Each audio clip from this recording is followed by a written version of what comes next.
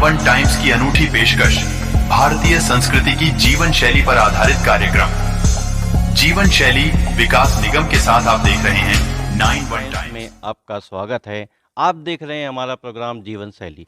जीवन शैली के अंतर्गत हम बताते हैं मानव की दिनचर्या क्या है, मानव की पूरी जीवन शैली क्या है।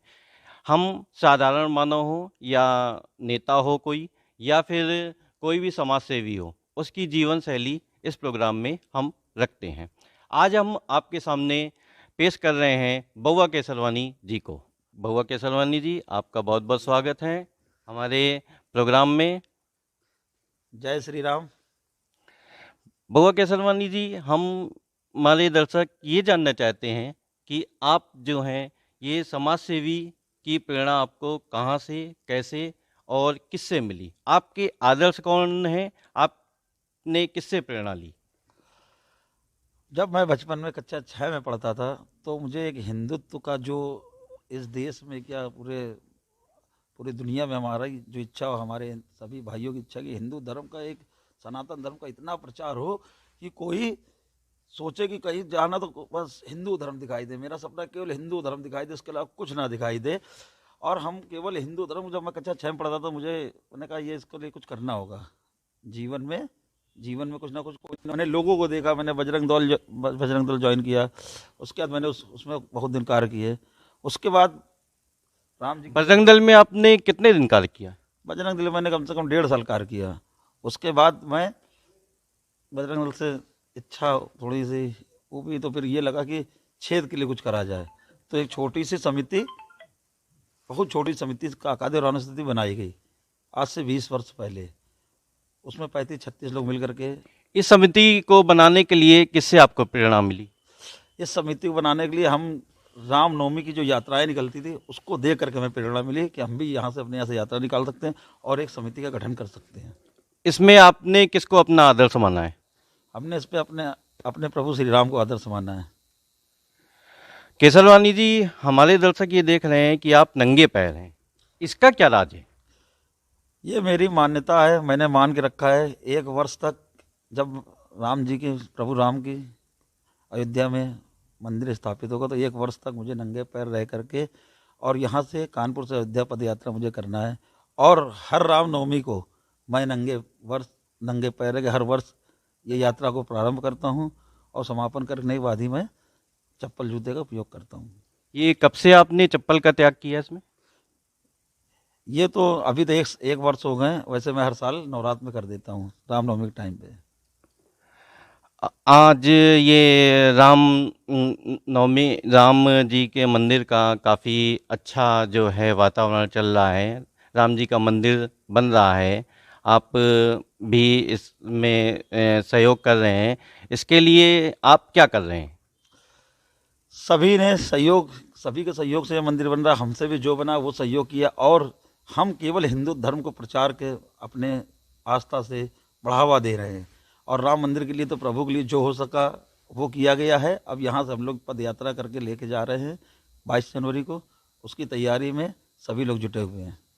22 जनवरी की जो तैयारी आपकी हो रही है उसको लेकर के आपने क्या क्या तैयारियां की हैं? कहाँ कहाँ आपका ठहराव होगा?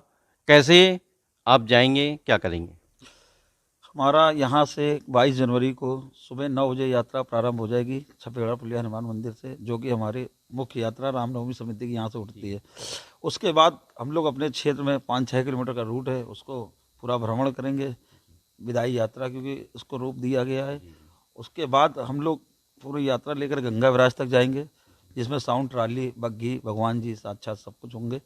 उसके बाद गंगा विराज से हम लोग की पद यात्रा उधर के लिए प्रारंभ हो जाएगी अयोध्या के लिए। उसके पश्चात जो भी हमारे राम भक्त, जो भी समिति से जुड़े हुए हैं, जो भी हिंदू जनमानस है, वो गंगा विराज से वापस आ जाएंगे। और बाकी जो हमारे राम भक्त जो भी अयोध्या तक पद यात्रा में जा रहे हैं वो हमारे साथ अयोध्या के लिए निकल जाएंगे। पहला पड़ाव हमारा उन्नाव में होगा, जो कि एक गुरुद्वारे के रूप में है, गुरुद्वारे में। उसके पश्चात दूसरा पड़ाव हमारा राम जानकी मंदिर नवाबगंज में है। तीसरा पड़ाव हमारा पैराडाइज होटल है मंथरा, वहाँ पे है। चौथा पड़ाव हमारा लखनऊ में है। 5वां पड़ाव हमारा बाराबंकी है। 6ठा पड़ाव हमारा मसौली है। 7वां पड़ाव हमारा एक ढाबा है उसमें है महादेवा के पास।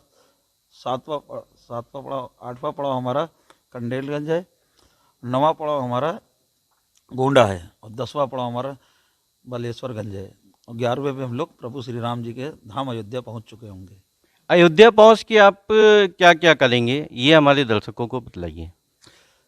हम यहाँ से एक ध्वज, जो कि ध्वजा यात्रा नाम दिया गया, इसको यहाँ से हम लोग ध्वज ले करके जा रहे हैं, उसको वहाँ पे जाके स्थापित करेंगे। कानपुर से जो ये छोटी रामलला से बड़ी रामलला के लिए हम लोग ध्वज लेके जा रहे हैं, उसको हम लोग वहाँ पे स्थापित करेंगे। और ये जो मान्यता चली आ रही है हमारे 20 वर्षों से नंगे पैर की, उस मान्यता को भी पूर्ण रूप से वहाँ पे करके फिर 1 साल की जो मान्यता है, इसको वापस आकर के हम अपना जूते चप्पल पहनेंगे। फिर राम मंदिर जाके भगवान रामचंद्र जी का दर्शन करेंगे, है ना? हाँ, दर्शन तो करेंगे, इतनी दूर जा रहे हो तो दर्शन करेंगे।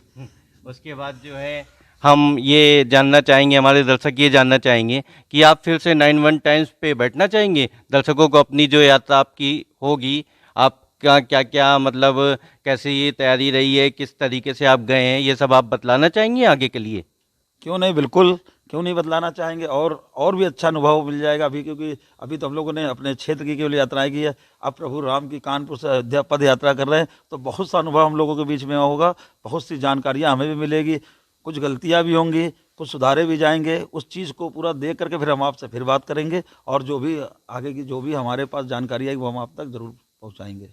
केसरवानी जी, हमारे दर्शक ये जानकर बहुत ही खुश हो रहे होंगे कि आपने जो भी हमारे सामने अपनी बात रखी, बहुत ही सुंदर तरीके से।